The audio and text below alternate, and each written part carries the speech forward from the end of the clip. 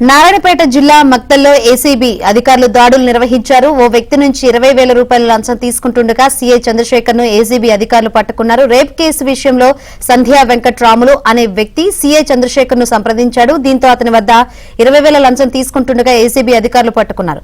CI ఆదేశాల మేరకు లంచం తీసుకున్నామని కానిస్టేబుల్స్ శివారెడ్డి, నరసింహ తెలిపారు.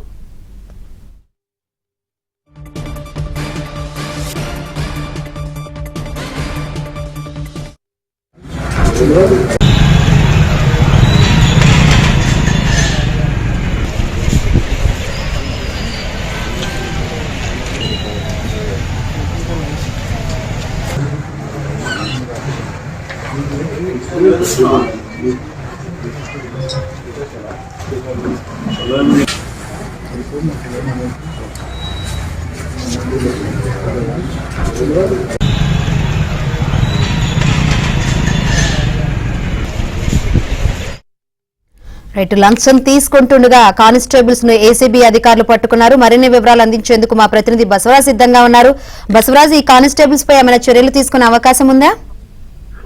శంకరి, మక్తల్లో 2 కానిస్టేబుల్తో పాటు ఇక్కడ ముఖ్యంగా ప్రధాన నిందితుడిగా ఉన్న చంద్రశేఖర్, సిఐ చంద్రశేఖర్ పైన కూడా ఏసీబీ వాళ్ళు రైడ్ చేసి వాళ్ళ రెడ్ హ్యాండెడ్ గా పట్టుకోవడం జరిగింది. అయితే ఇందులో వెంకట్రాములు అనే నిందితుడు హైకోర్టు నుంచి ఆయనకు బెయిల్ వచ్చింది. అయితే బెయిల్ షరతులతో కూడిన బెయిల్ రావడం, దాన్ని మంజూరు చేసేందుకు కూడా సిఐ చంద్రశేఖర్ వెంకట్రాములతో 20,000 రూపాయల లంచాన్ని డిమాండ్ చేయగా ఆయన నేరుగా ఏసీబీ వద్దకు వెళ్లి ఆవేదన వ్యక్తం చేశారు. తనకు బెయిల్ వచ్చినప్పటికీ సీఐ దాన్ని అమలు చేయడం లేదంటూ ఆవేదన వ్యక్తం చేసిన నేపథ్యంలో ఇవాళ ఏసీబీ వాళ్ళతో కలిసి వెంకట్రాములు 20,000 రూపాయల లంచం తీసుకుని 2 కానిస్టేబుల్ అంటే ముఖ్యంగా ఇక్కడ చంద్రశేఖర్ సీఐకే ఇవ్వాల్సిన లంచాన్ని 2 కానిస్టేబుల్ ద్వారా తీసుకోవడం జరిగింది. అయితే ఈ మొత్తం వ్యవహారాన్ని రెడ్ హ్యాండెడ్ గా ఏసీబీ వాళ్ళు పట్టుకున్నారు. అయితే ముగ్గురు పైన కూడా ఇప్పుడు ఖచ్చితంగా కేసు నమోదవుతుంది. అదేవిధంగా చట్టపరమైన మొదటగా డిపార్ట్మెంట్ పరంగా చర్యలు తీసుకుంటారు. అదేవిధంగా వీరిపైన ఇంకా లోతైన విచారణ కూడా జరుపుతామని చెప్పి ఏసీబీ అధికారులు తెలియజేస్తున్నారు. అయితే దీని నేపథ్యంలో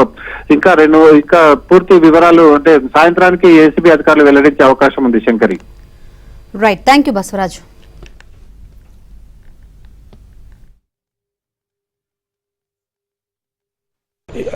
సర్కిల్ ఇన్స్పెక్టర్ ఆఫీస్ పైన రైడ్ చేయడం జరిగింది. ఈరోజు నరసింహ అనే కానిస్టేబుల్ డబ్బులని యాక్సెప్ట్ చేయడం జరిగింది. ఇందులో ఇన్స్పెక్టర్ చంద్రశేఖర్ ఆదేశాల మేరకు కానిస్టేబుల్ నరసింహ అండ్ శివ వాళ్ళిద్దరు కూడా అదుపులోకి తీసుకోవడం జరిగింది. ఇన్వెస్టిగేషన్ ప్రాసెస్ నడుస్తుంది.